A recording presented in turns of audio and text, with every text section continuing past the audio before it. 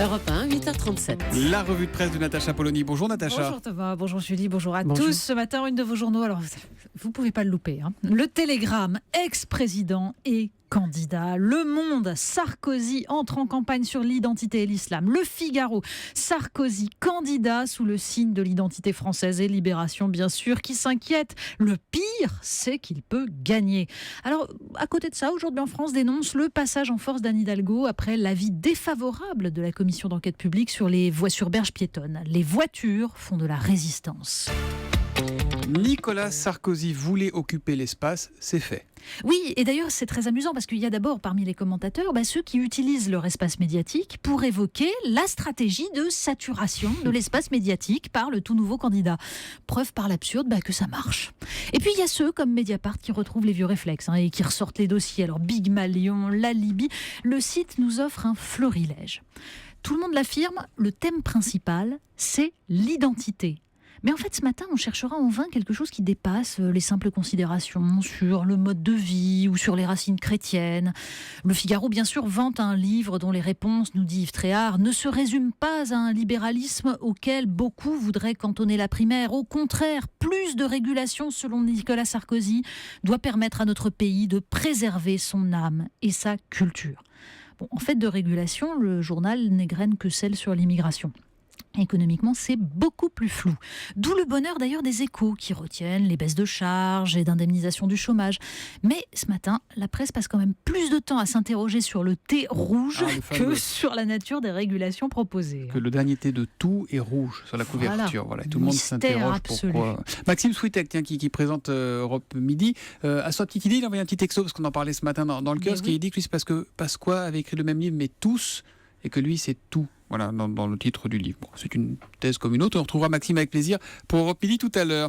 D'un candidat à l'autre, on passe à Arnaud Montebourg. Mais oui, parce que, est-ce un hasard, l'opinion préfère justement nous parler plutôt d'Arnaud Montebourg et s'offrir en fait un pilonnage en règle de son programme. Le titre, le protectionnisme, une fascination française. Alors certes, le journal constate que c'est une demande des peuples, mais tout ça, nous dit-il, en fait c'est un discours extrémiste. Et puis, favoriser les PME locales dans les marchés publics, c'est une logique de pays sous-développés, nous dit l'opinion. Et d'ailleurs, c'est contraire aux traités européens et à l'accord de libre-échange de l'OMC. Donc, fermez le banc. La crise laitière, c'est le sujet qui monte là encore. Oui, et justement, prix des matières premières, concurrence étrangère. En fait, l'actualité nous offre une illustration parfaite de toutes ces considérations. Vous trouverez dans Libération un portrait de la famille Beignet qui dirige le groupe Lactalis, leader mondial des produits laitiers, qui étrangle un peu les producteurs de lait français quand même. Michel Beignet, fils du fondateur, qui considérait que les coopératives, disait-il, n'ont pas suffisamment la religion du profit. Puis Emmanuel, le petit-fils, qui poursuit le rachat de toute la concurrence et l'écrasement des petits producteurs fermiers. Mais c'est dans Le Monde qu'on trouve ce décryptage réel de la crise. Pour le patron de la Fédération nationale des producteurs laitiers, Thierry Roquefeuille, c'est l'illustration de la politique libérale. Il s'agit, dit-il, d'acheter le moins cher possible et de gagner des parts de marché. Cela permet de faire des promotions dans les grandes surfaces. Alors il ajoute, quand vous achetez 6 packs de lait pour le prix de 3, c'est sur le dos du producteur. Le consommateur devrait en prendre conscience. On parle lutte contre l'obésité avec un traitement radical en Égypte. Oui, c'est Libération qui nous raconte cette histoire égyptienne quand même.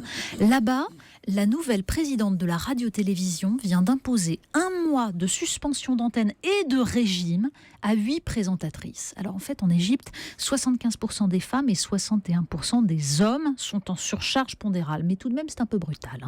Et du coup, Khadija Al-Khattab, qui est écartée de l'antenne, est devenue une célébrité internationale depuis qu'elle commente son éviction en robe rose ou léopard sur toutes les télévisions arabes. On termine, on fait le ménage de rentrée, c'est ça ? Exactement, c'est la une du magazine Néon du mois de septembre. Faire le tri dans sa vie. Où l'on apprend un mot japonais aux sonorités assez sympathiques, komono, qui désigne quelque chose de beaucoup moins sympathique. Vous savez, l'ensemble de ces petits objets sans intérêt qui encombrent nos étagères et qui prennent la poussière. Les câbles qui ne relient aucun appareil, les bijoux en toc, tout ça, vous en avez tous. Et alors, le saviez-vous ? Ça, c'est vertigineux. Nous passons 2 mois de notre vie à chercher des objets. Il y a 15 minutes à les trouver. C'est dingue. Du coup, ça vaut le coup de ranger quand même, plutôt que de perdre 2 mois d'existence.